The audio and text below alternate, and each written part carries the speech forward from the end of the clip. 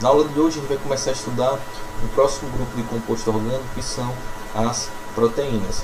As proteínas, elas foram durante muito tempo um dos principais compostos orgânicos que foram mais estudados pelos cientistas, né? Então, lá no início lá por meados do século XIX, muitos cientistas eles estudavam muito a clara do ovo, né? Então eles estudavam muito o que chama do albume, né? E aí, porque eles estudavam muito isso? Porque eles ficavam muito curiosos, tinham essa curiosidade de, por exemplo, quando você pega a clara do ovo e quando você aquecia ela, e a clara do ovo ela era líquida, né? Mas quando você aquecia ela se solidificava. Então eles tinham bastante curiosidade para entender como é que esses processos aconteciam, que tipo de substância de composto era aquele, né? Que é aquecido, que tipo de processo era aquele, que no processo de aquecimento ela passava de uma composição líquida, né? E se solidificava, se cristalizava. Então ele era muito estudado por causa dessa característica. E aí eles perceberam que existiam características semelhantes em alguns compostos que formam leite, né? E que também compõem o sangue da gente. Então eles perceberam que aconteciam os mesmos processos, né, no aquecimento com compostos de leite, né, e com alguns elementos do nosso sangue. E aí eles foram chamar esse grupo dos albuminídeos, por causa do albumen, que era aquela substância do ovo, né? Com o passar do tempo, um cientista chamado Mulder, M-U-L-D-E-R, esse é Mulder ou Buda, aí vocês falam como vocês acharem melhor, falar Mulder em português, né? Portuguesado. Ele foi o primeiro a chamar esses compostos, a partir de deles, ele foi dar o nome delas de proteínas, certo? Lá o albumen, ele tem aquele nome porque o albumen significa branco, né, ou claro. E aí da parte daí ele começou a chamar de proteínas, ou seja, ele deu um novo nome para esse composto. E principalmente por muita influência de um químico na época, que era lá mais ou menos nos anos 1838, que era um dos principais químicos que existiam, que era o Berzelius. Então ele foi dar esse nome de proteína. E aí desse termo ele vem do grego, né? Então ele significa primitivo, proteína, primitivo, primeiro. Então foi daí que eles deram esse nome. Passando para o século seguinte, no século XX, foi se descobrir que a proteína, ela na verdade ela chama de polímero. O que é um polímero? Ela é na verdade uma grande cadeia, ou seja, um composto que é formado por uma grande cadeia, que é formado sempre por um mesmo tipo de subcomposto. Esse subcomposto é o que a gente chama dos aminoácidos. Então as proteínas, elas são chamadas de polímeros de aminoácidos, ou seja, elas são formadas, as proteínas, a partir das ligações entre vários aminoácidos, iguais ou diferentes. Então ela é como se fosse uma grande cadeia de combinações do mesmo tipo de subcomposto, né? Então os aminoácidos é que formam as proteínas. Então ela só se forma a partir desse processo. Então vários aminoácidos interligados, interconectados, vão formar a que a gente chama das proteínas, certo? Então esse composto ele foi descoberto lá no século XX e se percebeu isso. Que dentre todos os compostos orgânicos que existem, as proteínas são os compostos que são maiores, ou seja, eles formam cadeias maiores, então elas são moléculas maiores se a gente comparar com os outros tipos de compostos e substâncias. E aí por isso que chama-se também as proteínas e agrupa elas dentro de um grupo que chama das macromoléculas, ou seja, das macro grandes, né? As moléculas grandes. As outras, no caso, seriam as micromoléculas, moléculas pequenas, certo? Então vamos começar a ver um pouquinho da estrutura molecular da proteína, mas antes de falar da estrutura molecular da proteína, vamos falar da estrutura do composto, ou seja, da molécula que forma as proteínas, que são os aminoácidos. Vamos ver aqui. Então aqui a gente consegue observar uma estrutura básica de todo o aminoácido. Então, como vocês conseguem observar aí no esqueminha da molécula do aminoácido, a gente consegue ver que eles são formados principalmente por hidrogênio, nitrogênio, carbono e oxigênio, certo? Alguns tipos de aminoácidos também podem ser formados por pelo elemento enxofre em menor concentração, mas algumas proteínas, certo? Mas a estrutura básica do aminoácido é essa aí, ó. Então o aminoácido ele vai ser separado em dois grupamentos. Lá na ponta esquerda, deixa eu entrar com o braço para na câmera. Lá na ponta esquerda, a gente vai ter o grupamento que a gente chama de grupamento amina. Esse grupamento amina ele é formado por essa ligação do nitrogênio com dois átomos de hidrogênio, certo? Então, grupamento amina, esse grupamento aí é em NH2, certo?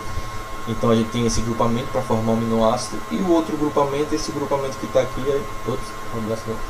aqui em cima aqui de mim, que é o grupamento carboxila, que é formado pelo COOH, ou seja, o carbono ligado a dois oxigênios e a um hidrogênio. Então toda a estrutura de um aminoácido vai ser formada por essas subdomínios, né?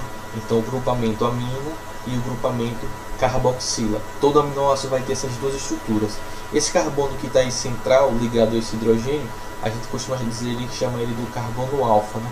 Ele é o carbono que vai dar como é que eu posso dizer? A estabilidade molecular a esse grupamento amina e esse grupamento carboxila, certo? Esse carbono no meio a gente costuma chamar ele do carbono alfa, certo? E aí aqui embaixo tem um R. Esse R ele não é nenhum elemento químico, certo? Nenhum átomo de um elemento químico. Esse R é o radical. O que significa, qual a importância desse R? Dependendo de que tipo de ligações apareçam nesse R, é o que a gente vai diferenciar um aminoácido do outro. Ou seja, toda essa estrutura acima do radical vai ser igual para todos os aminoácidos. Então é o que torna os aminoácidos como um grupo dentro das moléculas, certo? Como o mesmo é a carteira de identidade. Como você consegue identificar que essa molécula é uma molécula de aminoácido? É a partir desse grupamento amina e esse grupamento carboxila ligados a esse carbono alfa. E aí o que vinha depois aí desse radical, aí você vai diferenciar um aminoácido do outro. Ou seja, no lugar desse radical pode ter um hidrogênio, pode ter outros compostos ligados, e aí é que diferencia um aminoácido do outro, certo? Os aminoácidos, eles na natureza, a gente já descobriu que foi mudando, mas hoje em dia se sabe que existem até hoje se conhece apenas 20 tipos de aminoácidos diferentes, certo? Então na natureza a gente vai ter 20 tipos. Esses 20 tipos ligados de formas diferentes para formar proteínas distintas, certo? Então vou botar aqui olha, a gente tem alguns exemplos de aminoácidos diferentes, né? Então veja lá que em preto está a estrutura básica do aminoácido, tá lá, veja lá H2N, COOH. Então o que está em preto em cada um desses aminoácidos é a estrutura básica, né? O grupamento amina e o grupamento carboxila ligado ao carbono alfa, né? E tudo que está em vermelho é o que estaria lá na presença do radical, certo? Então olha, todas as estruturas vermelhas, né? Todas as ligações vermelhas é o radical de cada uma dessas moléculas de aminoácidos, certo? Então, por exemplo, lá em cima a gente tem a valina. Então veja lá que o radical da valina aí tem um H2 ligado a um carbono, que está ligado a um carbono com uma ligação com hidrogênio, e outra ligação lá com o carbono ligado a 3 hidrogênios, certo? Beleza? Então isso vale para todos. Então a gente tem lá a valina, a leucina. Então veja que a única diferença que tem de um grupo de um aminoácido para outro são essas ligações que vão estar nesse radical. Então veja que lá em cima todos eles têm a mesma composição, ou seja, aquela mesma estrutura básica. O grupamento amina conectado ao grupamento carboxila, certo? A partir do carbono alfa. Então aí a gente tem alguns exemplos de carboidratos, de aminoácidos para vocês observarem. Vou mostrar agora aqui a listinha de todos os nomes de todos os aminoácidos que existem. Aí vocês vão ver que eles estão agrupados em dois tipos: aminoácidos não essenciais e aminoácidos essenciais. Qual é a diferença de um para o outro? A gente pode formar novas proteínas a partir das ligações entre os aminoácidos. Já eu falo como é que funcionam essas ligações, certo? Então você pode formar proteínas a partir dos aminoácidos, mas você também pode formar proteínas a partir da decomposição de outras substâncias, certo? Então qual é a diferença que a gente tem aí? Os aminoácidos não essenciais, e a diferença dele para os essenciais é a seguinte: nem todos os seres vivos conseguem produzir, ou seja, sintetizar os aminoácidos no seu corpo, certo? Alguns seres vivos conseguem fazer isso, outros não conseguem. Então, por exemplo, as plantas elas conseguem produzir no seu corpo todos os aminoácidos que existem na natureza. Então, os 20 tipos de aminoácidos que estão vendo listados aí podem ser produzidos pelas plantas. Nos casos dos animais, por exemplo, no nosso caso, a gente não consegue produzir todos os aminoácidos do nosso corpo. Então, para a gente conseguir esses aminoácidos que a gente não consegue produzir no nosso corpo, a gente só obtém eles a partir da alimentação. Então, a gente tem que se alimentar de alimentos que sejam ricos em proteínas, para que a partir do processo digestório, ou seja, a partir do processo de quebra dos nutrientes, a gente consiga obter esses aminoácidos que o nosso corpo não produz.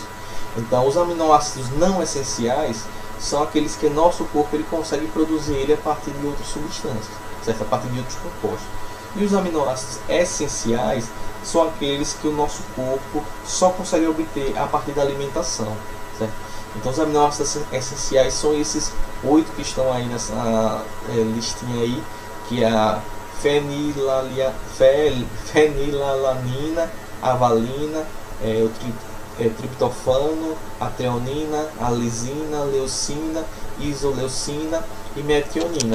E são todos esses aqui, olha, que eu coloquei. Aqui tem quantos? Aqui nesse caso aqui, então são 8, né? Nesse caso aqui a gente tem 10, porque principalmente a histidina, elas não são produzidas quando a gente é bebê. Então ela entra como essenciais. Nessa lista daqui que a gente está tendo aqui, você vê que a histidina ela está como não essencial, é porque na fase adulta a gente consegue produzir ela a partir dos compostos. Mas quando a gente é bebê, a gente não consegue. Então a gente só consegue ela a partir da alimentação também, certo? Então o que a gente consegue obter, principalmente esses essenciais que a gente só consegue a partir da alimentação, é naqueles alimentos que são ricos em proteínas, né? Então o leite, os ovos, como eu já comecei falando sobre isso aqui na videoaula, as carnes, né? Todos os tipos de carnes, alguns grãos como o feijão, a lentilha, a ervilha, certo? O grão de soja, o grão de bico, ou seja, são alimentos que são ricos em proteínas, e a partir dessas proteínas a gente consegue obter esses aminoácidos essenciais. Se nesse caso você não conseguir obter esses aminoácidos essenciais, você vai sofrer com algum problema de falta de nutrição, ou seja, falta desses nutrientes, não vai conseguir fazer proteínas no seu corpo, e a gente vai ver que tem uma série de funções essenciais que as proteínas exercem no nosso corpo. Então, como eu falei para vocês, as proteínas elas vão se formar a partir de polímeros de aminoácidos, né? Ou seja, a partir das ligações entre aminoácidos diferentes. Então, como é que essas ligações elas acontecem?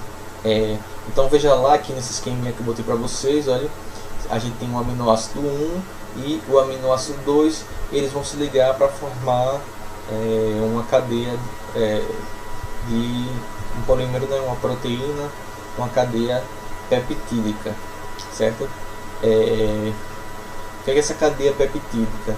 Toda vez que um aminoácido se liga ao outro, ele forma uma ligação que a gente chama de ligações peptídicas. Então é por isso que a gente chama de peptídeo. Todo aminoácido está combinado ao outro. E aí, dependendo de quantos aminoácidos estão ligados naquela cadeia, a gente vai colocando um prefixozinho, né? Então nesse caso aí, a gente está formando a ligação entre dois aminoácidos, é por isso que a gente está chamando ela de um dipeptídeo, certo? Porque tem dois peptídeos. E aí a gente vai se seguindo, tripeptídeo, até formar os polipeptídeos, que quando tem a formação lá daquela macromolécula de aminoácidos formando essa proteína. Mas vamos aqui entender como é que funciona essa tal dessa ligação peptídica. Então o que é que vai acontecer? Na ligação peptídica, em que parte das moléculas dos aminoácidos eles vão se conectar? E a ligação ela vai acontecer entre o grupamento carboxila de um aminoácido e o grupamento amina do outro aminoácido. Então vejam lá em cima, olha, essa manchazinha vermelha está apontando aonde vai acontecer essa ligação. Então essa ligação vai acontecer lá no grupamento entre o grupamento carboxila do aminoácido 1 e entre o grupamento amina do aminoácido 2. Então o que acontece? Para que essa ligação ocorra, os aminoácidos eles vão liberar uma molécula de água, ou seja, lá no grupamento carboxila vai sair um oxigênio e um hidrogênio, ou seja, um OH do grupamento carboxila, e do grupamento amina do outro aminoácido vai ter a liberação de um hidrogênio. Então quando eu ligar um hidrogênio com OH, vai formar o que? H2O, ou seja, uma molécula de água. Então toda vez que acontece uma ligação peptídica, eu vou ter sempre a liberação de uma molécula de água. Então nesse caso aí a gente tem a ligação peptídica, é um tipo de reação ou de ligação que acontece, que a gente chamou lá nos carboidratos de ligações por desidratação. Ou seja, toda vez que o aminoácido se liga ao outro, a gente libera uma molécula de água. Ou seja, o grupamento carboxila ele perde um oxigênio e um hidrogênio, e o grupamento amina do outro aminoácido perde um hidrogênio. Então aí a gente vai ter a formação de um dipeptídeo, certo? Uma ligação dipeptídeo, certo? Então ali está apontando onde está a ligação peptídica, ou seja, entre o grupamento carboxila de um aminoácido e o grupamento amina do outro, certo? E a liberação de uma molécula de água. Então nesse caso aí a gente tem aconteceu então uma reação, ou seja, uma síntese por desidratação, que a gente chama de ligação peptídica, certo?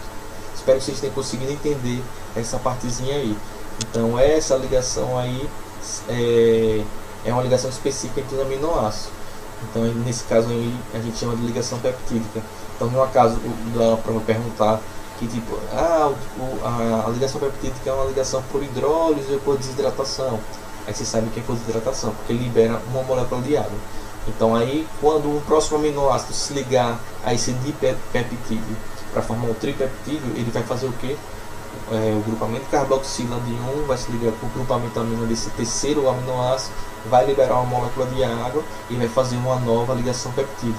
E assim vai até se formar uma longa cadeia, certo? Vamos entender agora como todas as proteínas são formadas por aminoácidos. E eu mostrei lá que a gente tem os 20 tipos de aminoácidos. Como é que a gente consegue diferenciar uma proteína da outra? Então vamos ver aqui um outro esqueminha aqui, olha. Então a gente consegue diferenciar uma proteína da outra a partir de três características. Então suponha que nesse esquema aí, cada símbolo desse seja um tipo de aminoácido, certo? Então a bolinha azul é um aminoácido, esse retângulo vermelho é outro tipo de aminoácido, esse ovo amarelo, essa elipse, né? É um outro aminoácido, ali a estrela vermelha é um outro aminoácido. E vamos supor que essa listinha vermelha que está conectando um aminoácido ao outro são as ligações peptídicas, certo? Ou as ligações polipeptídicas, já que são várias ligações diferentes. Então como é que a gente consegue diferenciar um aminoácido do outro? A primeira característica aí, veja que não estou falando primeira porque o primeiro está em cima, não é uma ordem de análise não, né? Você tem que analisar essas três coisas, ou seja, a quantidade de aminoácidos, os tipos e a sequência de aminoácidos para identificar uma proteína. Então estou falando primeiro porque está em ordem aí, mas não é uma, vocês não precisam saber, não é qual é a ordem das características, ou seja, qual é a primeira característica para diferenciar uma proteína, não. Tem que saber essas três coisas. Estou falando primeiro só para vocês, porque veio o primeiro aí no esqueminha.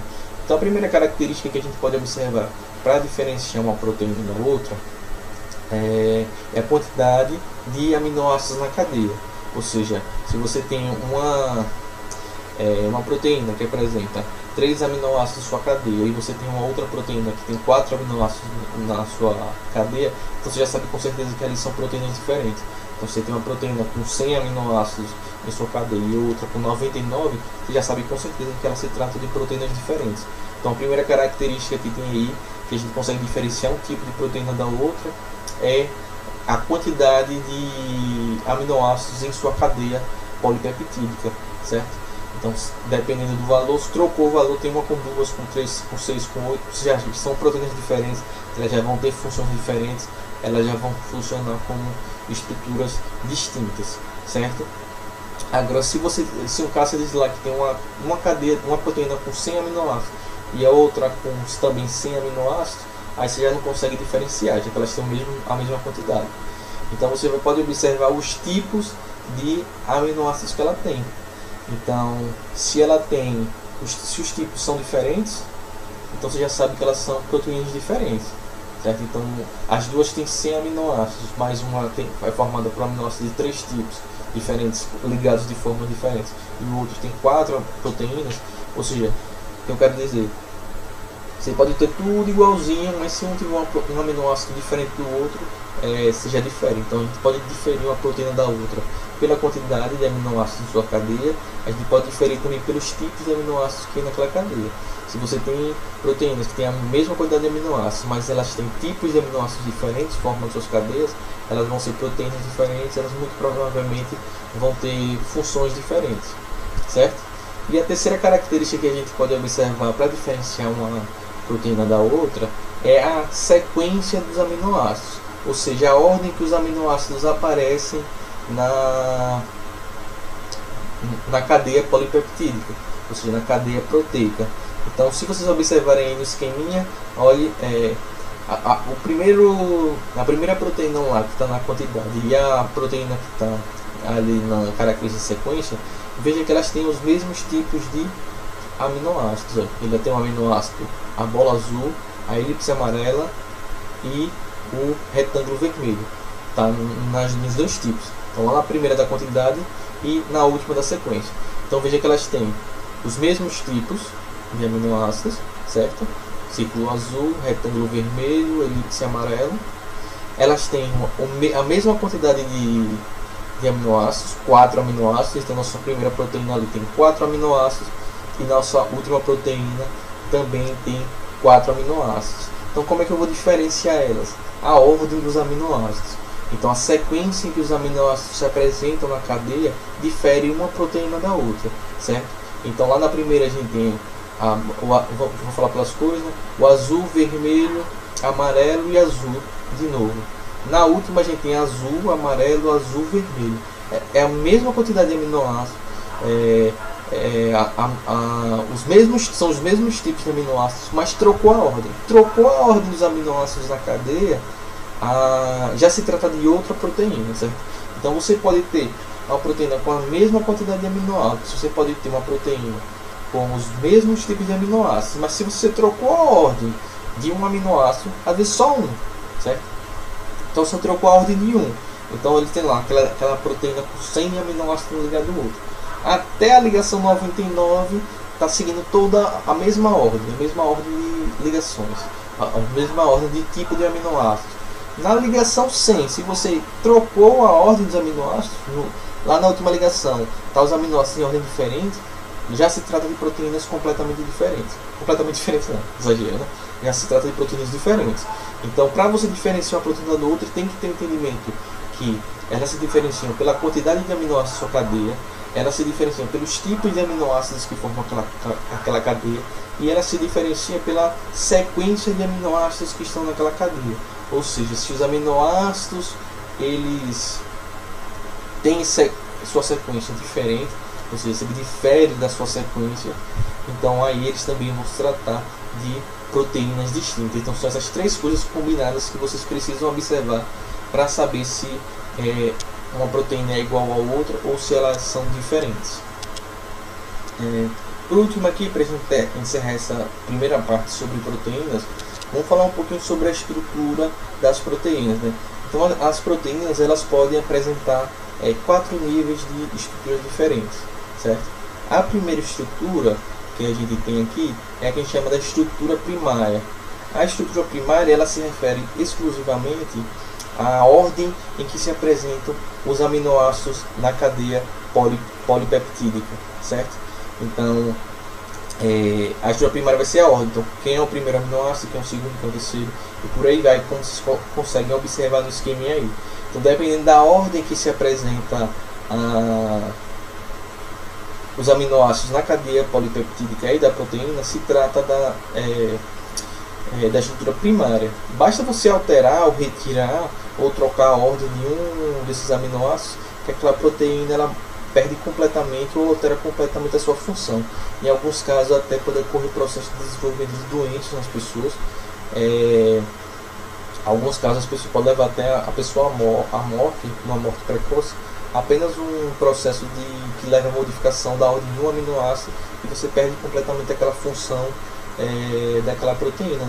Um caso comum que a gente tem é daquela que chama de anemia falciforme, que as hemácias, os glóbulos vermelhos das pessoas ficam no formato de foice, né? E aí ele perde parte da capacidade de transporte de oxigênio no sangue. Então, isso aí é só apenas por a anemia falciforme causada pode ser causada por uma questão genética, né? Ela é causada por uma questão genética na realidade, e você tem a perda de um dos aminoácidos dessa cadeia e você já tem uma perda completa da estrutura, por exemplo, das hemácias, né? E consequentemente uma dificuldade no transporte do oxigênio no sangue. Então a estrutura primária ela se refere aí a essa estrutura da ordem dos aminoácidos. A gente tem uma estrutura secundária que é essa cadeia polipeptídica que ela faz um formato de hélice, né? Então ela se enrola como o aramezinho aí do caderno de vocês. Que tem interfone em casa, que tem aqueles interfones que ela como se fosse uma mola, né? Então ela faz essa estrutura de hélice de mola, estrutura molecular helicoidal, né? Essa alfa-hélice que eles chamam. Tem a terceira estrutura, que a gente chama de estrutura terciária, que essa hélice ela começa a se desdobrar sobre ela. É como se fosse formando um grande novelo, um bolo de cabelo, certo? Isso acontece porque alguns radicais dos aminoácidos eles podem se atrair ou se repelir, certo? Elas podem ter algum tipo de atração ou repulsa. Então, nesse processo de atração e repulsa, essa hélice ela se desdobra sobre ela mesma. Então, essa grande cadeia polipeptídica ela se entrelaça, certo? Nem todas as proteínas elas vão apresentar a estrutura quaternária, certo? Algumas delas cessam na estrutura terciária, como é o caso da albumina do ovo, do ovo da galinha, certo? A estrutura quaternária ela vai ser formada pela ligação entre mais de uma estrutura terciária, ou seja, ela é formada pela ligação entre cadeias polipeptídicas diferentes, certo? Então elas ligam-se duas ou mais cadeias polipeptídicas em sua estrutura terciária e elas atuam junto formando essa estrutura quaternária.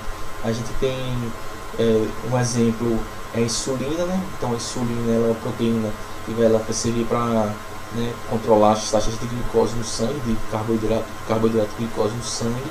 Ela é um tipo de proteína que é formada por uma estrutura quaternária, né? A insulina aquela produzida pelo pâncreas. E a própria hemoglobina, que eu estava falando há pouco das hemácias, né? Então a hemoglobina é uma proteína de estrutura quaternária que está lá presente nos glóbulos vermelhos do sangue, né? Que é o que dá inclusive a cor vermelha ao nosso sangue, essa hemoglobina, e ela vai ser responsável pelo transporte de oxigênio dentro das hemácias no nosso sangue. Então ela também é uma proteína que é formada por uma estrutura quaternária, ou seja, são mais de uma cadeia polipeptídica em sua estrutura terciária conectada para formar uma proteína, certo? Então essa foi a primeira parte aqui do assunto sobre proteínas. Na próxima aula eu vou falar um pouco sobre as funções proteicas, vou falar especificamente vou me aprofundar mais sobre a função enzimática das proteínas e vou falar o que pode levar à perda de função das proteínas. Espero que vocês tenham entendido essa parte do assunto.